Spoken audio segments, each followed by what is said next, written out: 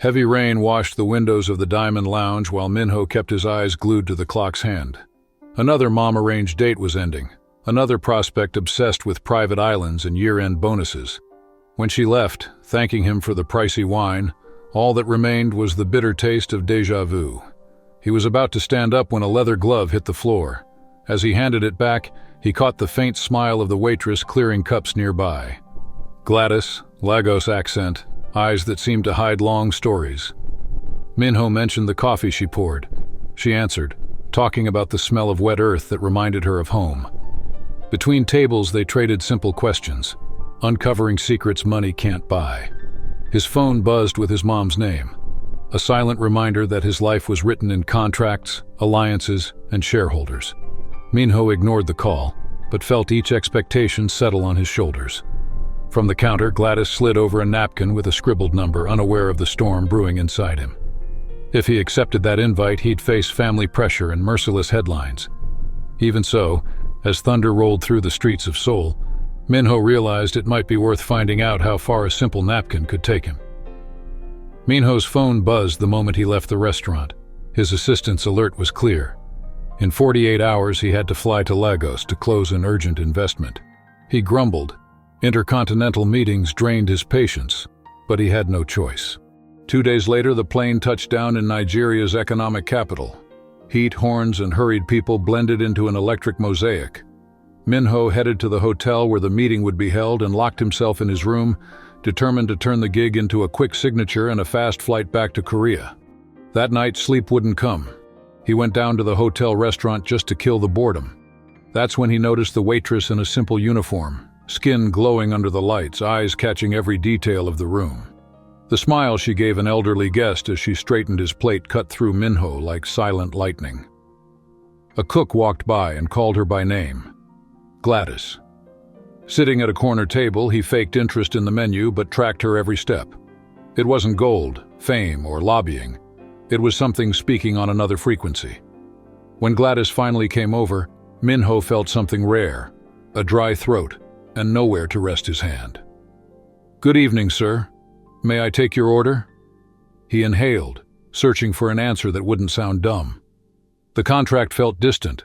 Something new, unexpected, was rising on the horizon. Minho locked eyes with the waitress and went quiet for a moment. Throat still parched, he asked for just a glass of water. Gladys tilted her head slightly, a brief smile. "Are you sure? Out-of-towners usually cave for our jollof."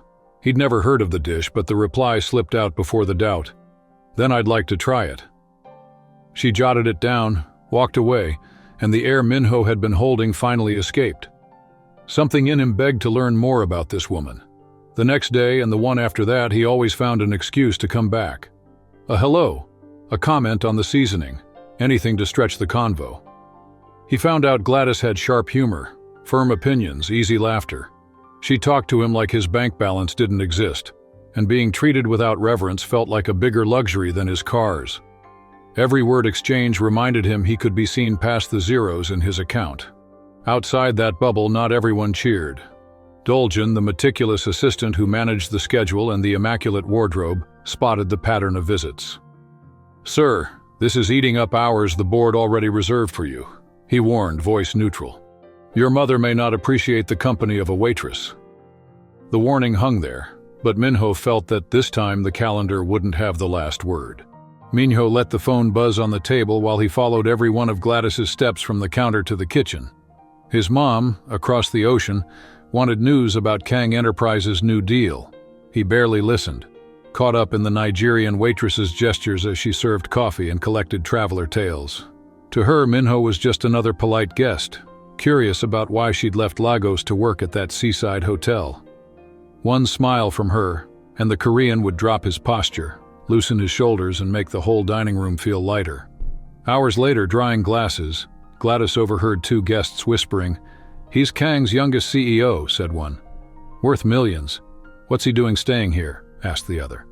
The cloth froze mid-air. The reveal chilled her hands. The next night she dodged Minho, answered with monosyllables, and vanished into the pantry whenever he approached.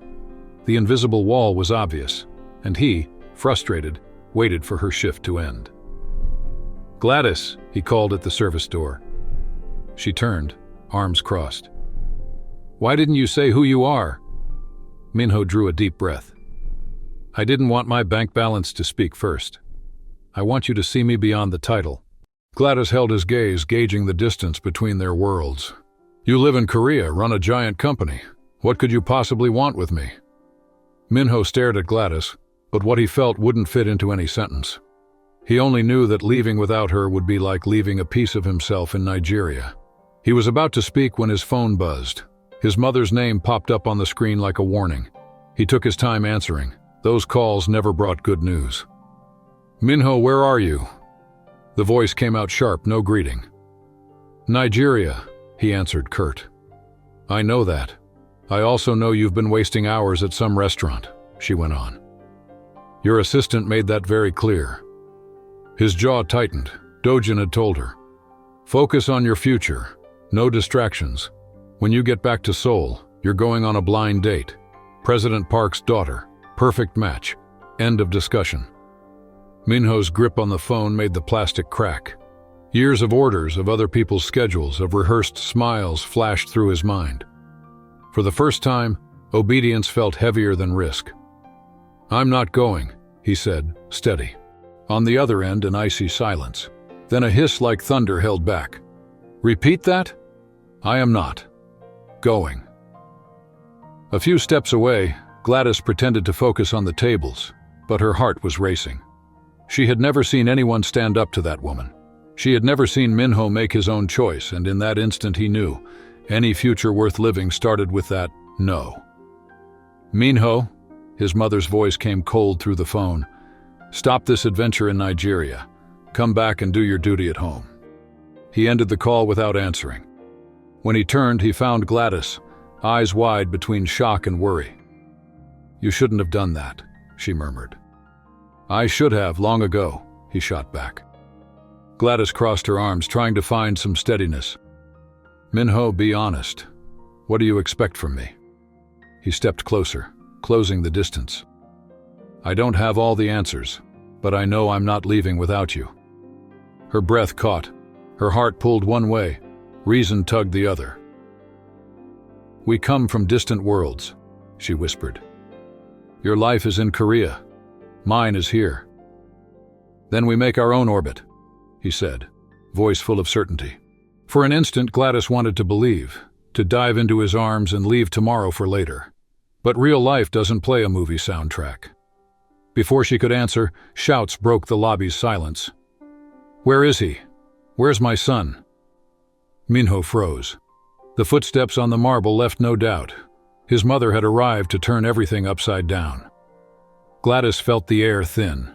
She turned just in time to see a tall woman, immaculate suit, heels clicking like a hurried clock. Two security guards flanked her. Assistant Dojin came right behind, guilt written on his face. In that moment, the future stopped being a hypothesis and started sprinting toward them. The restaurant door opened silently, but the air seemed to change when Minho's mother crossed the floor. Unhurried, she swept every table with her gaze until she found her son. She stopped in front of him. "Minho, it's time to go." He didn't move. "I'm staying." The customer's silverware clinked in the background, but the mood was frozen. "You're dragging the family into ridicule," she went on. "A CEO shouldn't mix with—" Her eyes landed on Gladys. The sentence died in the air. The label waitress screamed louder than any spoken word. "So it's because of her." Gladys felt her heartbeat in her ears. She knew that silent judgment that put a price tag on every person. Minho stepped forward, blocking his mother's line of sight. "Her name is Gladys, and she's the one I—" He didn't need to finish. His conviction was already plain. His mother let out a short laugh, almost a hiccup of disbelief. "You've lost your mind." "I think I finally found her," he shot back. She sighed like someone wrapping up an unproductive meeting. "Do you really think that girl can survive in our world? Does she understand what it means to stand beside you?" "She waits tables in a hotel, Minho." The tension hung there, as thick as the smell of fresh brewed coffee, and Minho's final answer was still to come. "That's enough." Minho's voice sliced through the air. "You've directed every move I make, and that ends now. I'm not giving this up. Shock rippled through Gladys. He was fighting for something that included her, but the question pulsed. Was there room for her in his world? His mother turned slowly, eyes razor sharp. You really think this is a love story? She snapped. A man like my son would stay with you? Do you know how to handle what comes next? For the first time, Gladys felt the weight of the after. Words slipped away, but Minho squeezed her hand before the silence dragged on. You don't have to answer, Gladys whispered, even knowing she'd asked him for more than words. The phone buzzed. The sound echoed in the suspended room. Minho hesitated, looked at the screen. The color drained from his face. Prizren Park. That name carried alliance, contract, debt. His mother lifted her chin, triumphant. See? Responsibilities don't just disappear. The ring kept going, each pulse like a hammer. Minho clenched his jaw, fingers digging into Gladys's hand. Answering meant going back to his mother's script. Ignoring it meant declaring war. He stared at the phone, knowing the next second would decide everything. His mother's smile widened. Sure, time was on her side. But Minho was no longer the boy who obeyed out of fear. The phone's ring cut through the restaurant's buzz. Minho's mother arched an eyebrow, held out her palm and said firm, "Answer it. You've always been obedient." Gladys felt Minho's pulse race beneath her fingers. He paused a beat, raised the phone, saw the name on the screen, and as if breaking an old pact, hit the red button. A collective gasp rolled across the tables. The security guards straightened. Dojan gulped, stunned. His mother blinked slowly. When she spoke again, her voice dropped a notch. That's the mistake that will brand your story. Minho drew a breath, straightened his back as if shedding an ancient weight. No, Mom. It's the first decision that carries my name. Silence took center stage. Cutlery rested, conversations halted, tension hung thick over every table. She stepped forward, her perfume filling the space between them. And when the press digs into her past, when the business columns demand your return, she whispered, no feeling covers that bill. Minho held her gaze. If the price is high, I'll pay it. Gladys felt the floor drop away. Protect? He had no clue what that word demanded. She let go of his hand. A small move, loud as a snap. Minho, maybe she's right. He turned, searching her face. What do you mean? Gladys lowered her voice as if afraid the air itself would betray her doubts. I don't belong to this world, Minho. Maybe I can't cross that line with you. His expression collapsed like a house of cards. Don't say that. Not even my mom gets to choose for us. Gladys's pulse quickened. She wanted to grab hold of his certainty, but fear shouted louder. Mrs. Lee, ever alert, tilted her head in an almost gentle gesture. I knew it. She turned to her son, verdict in her voice. You're coming back to Seoul with me. Enough of this fantasy. Minho clung to one last thread of hope. His eyes searched hers like a man looking for solid ground in a current. Say one word and I'll stay. Gladys's lips trembled, but nothing came out. Tears blurred her vision. She stepped back. Something cracked inside Minho. The shard echoed through the lobby. His mother laid a hand on his shoulder. Let's go. In that instant, he tasted the cost of fighting for what's real and the bitter flavor of defeat. He turned and walked away, each step heavier until he vanished beyond the glass doors. Alone, Gladys watched his silhouette fade, eaten by doubt. Had she sacrificed their chance, or was this the only way to save them?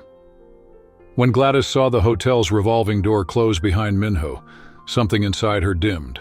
The lobby, once full of laughter and light, became a gray corridor, even though everyone was still there, chatting and pouring coffee. She kept repeating that she'd made the right choice, stepping away from a man shaped by contracts and inheritance, where feelings usually fit only in footnotes. Even so, every step he took toward the car seemed to tear a thread straight from her chest. She stood her ground, hands folded over her apron, watching the scene like someone seeing a movie with no sound. Minho's mother went in first, sure of her victory. Dojan gave a brief, sympathetic glance before following.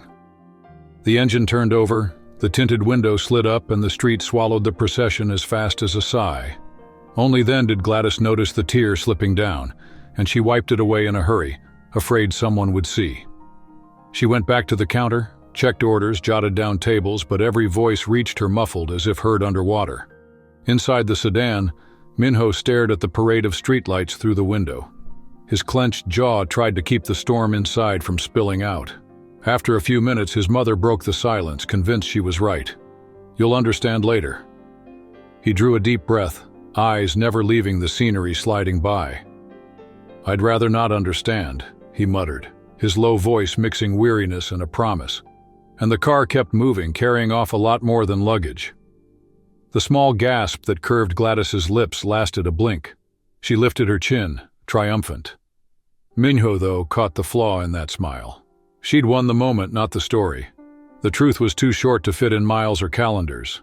He loved her. The weeks in Seoul rolled past in black cars, marble hallways, and endless meeting minutes. All that luxury felt hollow. Every stretch of silence brought back the memory of Gladys's laugh, able to tear down walls he'd spent years building. His body stayed in Korea. His heart was still in Nigeria. On a sticky night, he stared at reports that kept blurring. Across the desk, Dojin cleared his throat. "Sir, this isn't working." Getting no answer, the assistant pulled something from his jacket and slid it across the wood.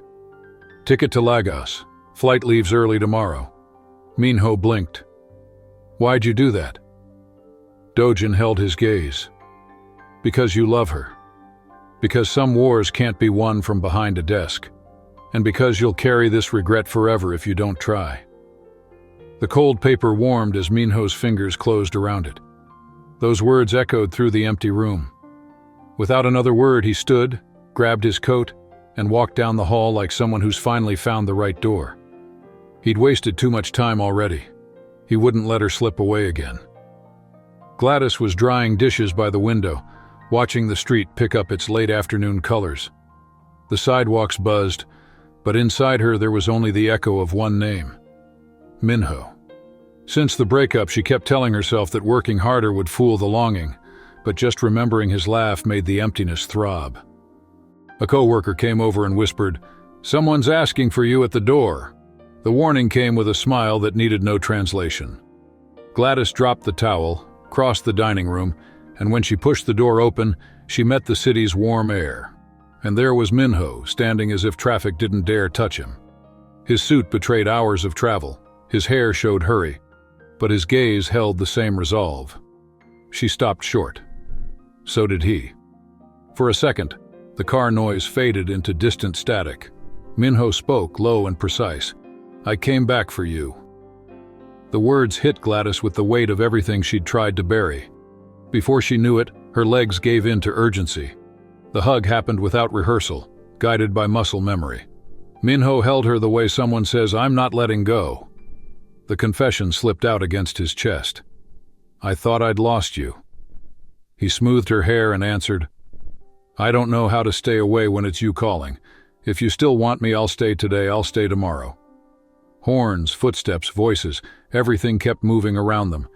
Even so, for Gladys, the world shrank to the exact space between the two of them. Right there, she realized the decision she'd dodged for months was already made. Gladys rested an elbow on the restaurant's window ledge while the late afternoon rush carried on outside.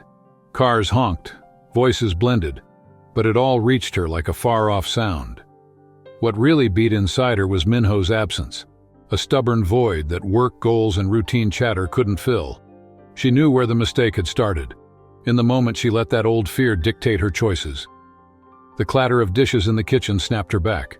Her coworker approached with a mysterious air and spoke in a low tone, "There's someone outside who wants to talk to you." Gladys arched an eyebrow. Who could it be at this hour? Her friend smiled in a way that gave nothing away. "Go find out." Still holding the dish towel, Gladys walked down the narrow hallway to the door. As soon as she stepped outside, the city's warm air hit her, and she instinctively stopped. On the sidewalk, wrapped in the golden light falling between the buildings, Minho waited. His dark hair shifted in the wind. His jacket was creased from a long trip. His eyes held urgency, confession, and certainty all at once. For seconds that felt endless. Neither of them moved. Then his voice broke the tension. I came back for you." The words jolted through Gladys like an electric shock. The towel slipped from her fingers as she moved forward, her heart racing with every step. Minho pulled her into a firm, urgent hug. She pressed her face to his chest, hearing the fast rhythm that matched her own. "I thought I'd lost you," she whispered, her voice catching. "You can't lose me," he said, gently stroking her cheek. "If you say the word, I'll stay." The murmur hung in the air, and for a moment the city seemed to hold its breath, waiting for her answer. The first tear ran hot, but it came with a soft laugh. Gladys grasped Minho's fingers like someone finding solid ground after rough seas. "Stay," she asked, needing no more words. The sun dipped behind the mountains and Minho sealed the promise with a restrained kiss, heavy with meaning.